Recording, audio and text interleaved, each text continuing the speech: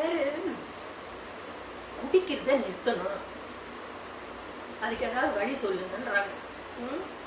எப்படி நிறுத்துறது கண்டு டிக்டாக்ல என்கிட்ட வந்து, அம்மா தயவு செஞ்சு எனக்கு ஒரு ஹெல்ப் பண்ணுங்கம்மா. என்ன ஹெல்ப்பு? குடிய நிறுத்தணும்மா, அதுக்கு ஏதாவது ஒரு வழியை சொல்லுங்கம்மா. உங்களை வாழ்க்கையில எப்பவுமே நான் மறக்க மாட்டேம்மா, உயிர் இருக்கிற வரையும் நான் உங்களை மறக்க மாட்டேம்மா. அந்த நினைப்பு வர்றத பெரிய விஷயம்ட்டு எனக்கு ரொம்ப ஆச்சரியமா இருந்தது. குடிய நிறுத்தணும் சொல்லுங்கம்மா, அந்த மைண்ட்ல குடிய நிறுத்தணும்ன்ற நினைப்பு வந்து, என் உயிர் இருக்கிற வரையும் உங்களை மறக்க மாட்டேன், எனக்கு ஒரு வழி சொல்லுங்கம்மான்றாரு. எனக்கு ரொம்ப ஆச்சரியமா இருந்தது. அந்த நினைப்பு மனுஷனுக்கு வரணும். குடிக்கிறவங்க குடிய நிறுத்தணும்ன்ற நினைப்பு வந்தா அவன் ஜென்மம் வந்து கழிச்சிட்டாம, அவன் ஜென்மம் அந்த நினைப்பு மனுஷனுக்கு இருக்கும். குடிக்கு ஏன்னா குடியை கெடுக்குது, அவன் மூளையை கெடுக்குது, வாழ்க்கையே கெடுக்குது. குடிகாரனுக்கு மதிப்பு இல்லை, இந்த உலகத்துல மதிப்பு கிடையாது. மனுஷன் சொன்னா மதிப்போடு வாழணும் சொல்லுவாங்க, ஒரு மரியாதையா வாழணும், மதிப்பு வேணும். குடிகாரன் பேச்சு விடிஞ்சா போச்சுடுவாங்க. அவன் வார்த்தை ஒண்ணு கூட அவன் மறந்துடுறான். குடிகாரன் ஒரு வாக்கு கொடுத்து அடுத்தது அது சுத்தமா அந்த நேரத்தோட மறந்து போற மாதிரி தான். அதுக்கப்புறம் அந்த நினைப்பே இருக்காது அவங்களுக்கு. இந்த வார்த்தை இது சொன்னோமே, இது செய்யணுமே என்ற நினைப்பே இருக்காது. ஏன்னா குடி வந்து மூளைய மங்க வச்சு, குடிச்சவன் யாருமே சரியா உட்பட்டதா சரித்திரம் கிடையாது. வாழ்க்கை 100 வயசு வரையும் வாழ்ந்தான்றது ஒரு குடிகாரனை யாரையாவது ஒருத்தரையாவது சொல்ல முடியுமா? யாருமே சொல்ல முடியும். அது குடியை நிறுத்தணும்ன்ற நினைப்பு இருக்கிறது ரொம்ப இது. அந்த குடி நிறுத்தணும்னா ஒரு 2 வழி இருக்கு. ஒரு வழி வந்து நம்மளால ஈஸியா செஞ்சுக்கிற வேலை தான். எலுமிச்சம்பழம் ஒரு பாதி. எலுமிச்சம்பழம் உடம்புக்கு நல்லது தானே, விட்டமின் சி இருக்கு. சாத்துக்குடி அதுல ஒரு பாதி, அதுவும் உடம்புக்கு ரொம்ப நல்லது, விட்டமின் சி இருக்கு. ஆரஞ்சு பழம் இதுலயும் ஒரு பாதி. 3த்துலயும் ஜூஸ் எடுத்துக்கணும், இதுலயும் விட்டமின் சி இருக்கு, எதிர்ப்பு சக்தி இருக்கு, நோயை தடுக்கக்கூடிய குணம் இருக்கு. இந்த 3த்துக்கும் நோய் வராம தடுக்கக்கூடிய குணம் இருக்கு, நோய் வந்தாலும் நீக்கக்கூடிய குணம் இருக்கு. அப்போ சாத்துக்குடி பாதி, ஆரஞ்சு பாதி, இது பாதி. இப்போ குடிச்சு பழக்கப்பட்டவனுக்கு ஒரு கிக்கு வரணும்ன்ற மாதிரி மனசுல நினைக்கும்.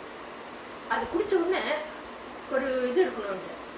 அதுக்காக என்னன்னா, என்ன குடியை நிறுத்தணுமே, அதுக்கு வழிக்கு இந்த சோடா இருக்கு பாருங்க, ஒரு இவ்வளோ பாட்டில் சோடா வாங்கிட்டு, சோடா வாங்கிட்டு அந்த சோடா நல்லா அதுல இது இருக்குமே, உள்ள பவர் இருக்கும். சோடா மூடி திறந்தா புஷ்ஷன்னு ஒரு பவர் காத்து வரும். காலையில நேரத்துல அந்த இது 3த்தையும் ஜூஸ் எடுத்துக்கிட்டு, சாத்துக்குடி, ஆரஞ்சு, எலுமிச்சம்பழம், இந்த 3த்தையும் ஜூஸ் எடுத்துக்கிட்டு, 3 உடம்புக்கு நல்லதுதான்.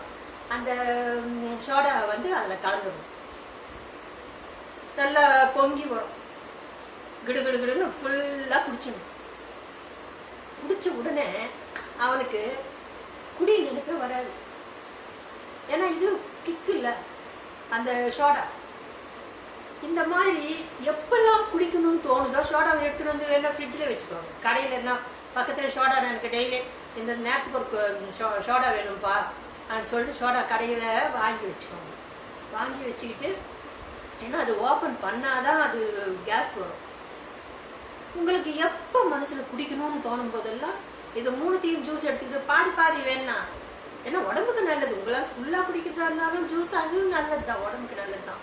1/4 பாகம் நான் முதல்ல சொல்லியிருந்தோம், 1/4 பாகம்ட்டு 1/4 பாகம் கொஞ்சம் தான் ஜூஸ் வரும். ஒரு பாதி எடுத்துக்கலாம், இல்லை ஃபுல்லா எடுத்துருந்தா கூட எடுத்துக்கலாம். ஜூஸ் உடம்புக்கு நல்லது தானே, உடம்பு நல்லா கவனிச்சுக்கணுன்ற இருக்கும்போது நல்லா அதுல ஒரு பாட்டில் ஃபுல்லா அதில் கலந்துட்டு குடிச்சிக்க வேண்டியது. எப்போ நினைப்பு வரும்போது குடிச்சிக்க வேண்டியது. அப்படி நாளடைவில் இப்படி குடிச்சுக்கிட்டே இருக்கும்போது, நீங்க வேலையில மும்முரமா இருக்கும்போது இந்த இந்த சோடாவும் இந்த எலுமிச்சம்பழம் இந்த இது ஜூஸ் எடுத்து குடிக்கிற இது கூட மைண்டு கூட போவாது. வேலையில் மும்முரம் ஆயிடுவீங்க, குடிய மறந்து போயிடலாம். இது ஒரு வழி. ரெண்டாவது வழி, வில்வ இலை. சிவன் கோயிலாண்டாலாம் வெளியில நல்ல வில்வ இலை ஒரு சின்ன சின்ன பேக்கெட் போட்டு 10 ரூபாய் அது மாதிரி தான் விற்கிறாங்க. வில்வ இலை கொஞ்சம் எடுத்துன்னு வந்துடணும். வில்வ இலையும் இந்த கொத்தமல்லி விதை இருக்கும், தனியா சொல்லுவாங்க, அந்த தனியாவும் வில்வ இலையும் தனியாவும் நல்லா கொஞ்சம் கழுவிட்டு நல்லா அரைச்சிட்டு தண்ணி நல்லா கொஞ்சம் ஒரு ஒரு இவ்வளோ தண்ணி ஒரு டம்ளர், பெரிய டம்ளராக இருந்தால் இது மாதிரி பெரிய டம்ளர் அளவுக்கு தண்ணி அடுப்பில் வச்சு கொஞ்சம் கொதிக்க வச்சு அதில் வந்து இதை போட்டு நல்லா கொதித்து பாதியாக மாறணும். பாதியாக இந்த அளவு டம்ளரில் வர அளவுக்கு செஞ்சுட்டு குடிச்சிடும். அப்படி குடிக்கும்போது வில்வ இலையும் தனியாவும் சேர்ந்தா குடிய நாளடைவில் மறந்து போயிடும். வில்வ இலை லங்ஸுக்கு, இந்த லங்ஸ் இந்த நுரையீரலுக்கு அவ்வளோ நல்லது. ஆஸ்மா கம்ப்ளைண்ட் இருக்கிறவங்கள கூட வில்வ இலை கஷாயம் ரொம்ப நல்லது. அதனால இந்த கஷாயம் வில்வ இலையும் தனியாவும் போட்டு கஷாயம் மட்டும் காய்ச்சி ஒரு டம்ளரில் குடிச்சிடணும்.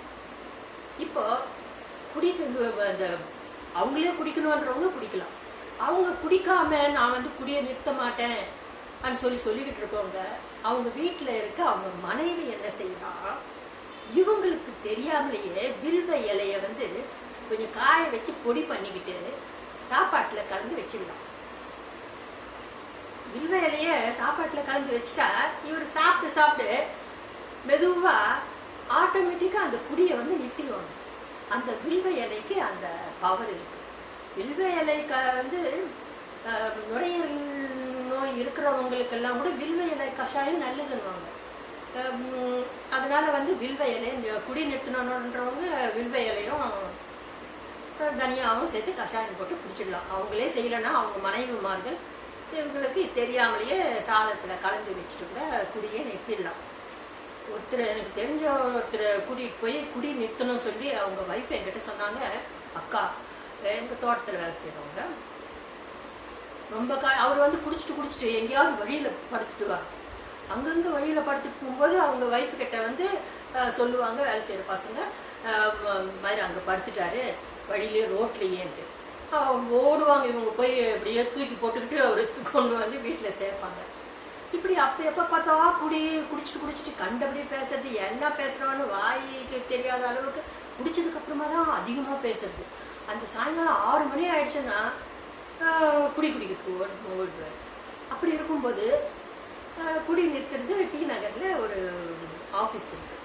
அந்த ஆஃபீஸில் குடியை வந்து ட்ரிங்க் பண்ணுறவங்கெல்லாம் அங்கே நிறுத்திடுவாங்க. அவங்க நல்லா அட்வைஸ் பண்ணி மாத்திரை மருந்தெல்லாம் கொடுத்து நிறுத்துவாங்க. அவங்க கிட்ட கூட்டிகிட்டு போய்கிட்டு என்கிட்ட சொன்னாங்க அவங்க ஒய்ஃபு, அக்கா நீங்கள் என்னை வந்து கொஞ்சம் ஒரு எப்படியாவது குடி நிறுத்தினா போதும், குடியை நிறுத்தினா உன்னை வாழ்க்கையில் மறக்க மாட்டேங்க்கா. நான் வாழ்க்கையில் மறக்க மாட்டேன்னாங்க. குடியை நிறுத்தணுன்றது நல்ல ஒரு இதுதானே சொல்லிட்டு சரின்னு சொல்லிட்டு அவங்க 2 பேரும் ஹஸ்பண்ட் ஒய்ஃப் 2 பேரையும் கூட்டிகிட்டு போனேன். டி நகருக்கு வேலை கேட்டு கூட்டிகிட்டு போனேன். கூட்டிகிட்டு போய் அங்கே போய் ஆஃபீஸாட்ட ரொம்ப நேரம் வெயிட் பண்ணி அவரை உள்ளே அனுப்பி அவங்க முதல்ல பேசிட்டாங்க. அதுக்கப்புறமா முன்னாடியே அவங்க பேசும்போது என்ன சொன்னாங்க, நீ குடி நிறுத்துறதுக்கு மாத்திரை மருந்துனால நீ நிறுத்திடுவப்பா, நிறுத்தினதுக்கு அப்புறமா உன்னை பார்க்கணுன்னு உன் ஃப்ரெண்ட்ஸ் வருவாங்க. அந்த ஃப்ரெண்ட்ஸு உங்ககிட்ட வந்து வாடா சொல்லிட்டு கூட்டிகிட்டு போவாங்க.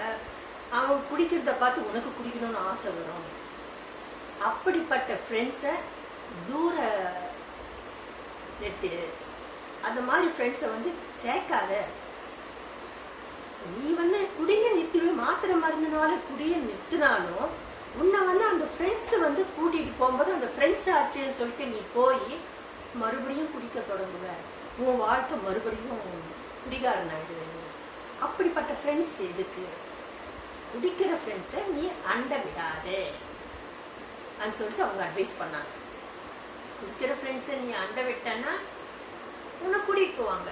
கூட்டிகிட்டு போய் சாம்பிளாக தான் ஸ்டார்ட் பண்ணுவாங்க. ஃபஸ்ட்டு யாராக இருந்தாலும் முதல்ல குடியரான்னு சொல்லிட்டு கொஞ்சம் கொஞ்சம் குடியனும் போது அப்படி அப்படி குடிச்சவன் தான் குடிகாரன் ஆயிட்டான்.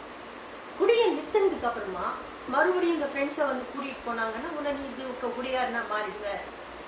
அதனால நீ வந்து யார் வந்து கூப்பிட்டாலும் அந்த மாதிரி இருக்கிறவங்களோட நீ போகாத. நீ பாட்டுக்கு உன் வேலை உண்டு, நீ உண்டுன்னு உன் வாழ்க்கையை நீ பார்த்துக்கோ அப்படின்னு சொன்னான். சொன்னதுக்கு அப்புறமா சரி சரின்னு ரொம்ப இதாட்டு வீட்டுக்கு வந்ததுக்கு அப்புறமா குடியே கம்ப்ளீட்டா நிறுத்தியாச்சு. ஒரு 6 மாசம் வேலையில இதுவா இருக்கிறது, மாத்திரை மருந்து போட்டுக்கிறது, அப்படியே சம்பாதிக்கணும், வாழ்க்கைய வந்து முன்னுக்கு கொண்டு போயிடணுன்ற நினைப்பு வந்துச்சு. சம்பாதிக்கணும், பணம் வந்து அந்த ஆசை ஆளு ரொம்ப மாட்டேன். 6 மாசம் கழிச்சு அண்டை விட்ட இது அவங்க ஃப்ரெண்ட்ஸு அவங்க இவங்க அது குடியை பார்த்து ஃபங்க்ஷன் அதுன்னு இதுன்னு குடிக்க தொடங்கிடுச்சு. அப்புறம் திரும்பவும் தள்ளாடுற இதுதான். அதனால வந்து அப்படிப்பட்ட ஃப்ரெண்ட்ஸு தேவையில்லை. உங்களை கெடுக்கிற ஃப்ரெண்ட்ஸு உங்களுக்கு எதுக்கு? அப்படிப்பட்டவங்கள இருந்து நீங்க தூரமா இருங்க. குடிய மனசுல ஒரு வைராக்கியம் இருக்கும். குடிய நிறுத்தணும் போது கம்ப்ளீட்டா நிறுத்திடும். அதுக்கப்புறம் அதை தொடக்கூடாது. அது மாதிரி சில பேர் இருக்கிறாங்க சினி ஃபீல்ட்ல கூட, நம்பியார், சிவகுமார், இவங்கெல்லாம் சினி ஃபீல்ட்ல எல்லாருமே குடிப்பாங்களோ. நிறைய பேர் குடிச்சு இது இருக்கும்போது இவங்க மட்டும் குடிய தொட மாட்டாங்க. எவ்வளவு கம்பல் பண்ணுவாங்களா, அப்பா பார்ட்டி ஒரு இது கொஞ்சம் குடிப்பா அப்படி இப்படின்னு. அப்ப கூட பழக்கம் இல்லை, நான் குடிக்க மாட்டேன், ரொம்ப ஸ்ட்ராங்கா நின்னாங்க. ஸ்ட்ராங்கா நின்னதுனாலதான் அவங்க குடிக்கல. ஸ்ட்ராங்கா நிக்காம சரி அவ்வளோ கம்பல் பண்றாங்களேன்னு கொஞ்சம் இறங்கி இருந்திருந்தா அவ்வளோதான், வாழ்க்கையே திசை மாறி போயிட்டு இருக்கும். குடிக்கல அவங்க. அப்போ குடிகாரன்ற பேர் இல்லாம தப்பிச்சுக்கிட்டாங்க. அதனால குடிய நிறுத்தணும்ன்றது உங்க மனசுல ஒரு நல்ல வைராகியமா வச்சுக்கிட்டு நான் சொன்ன இந்த வைத்தியத்தை செய்யலாம்.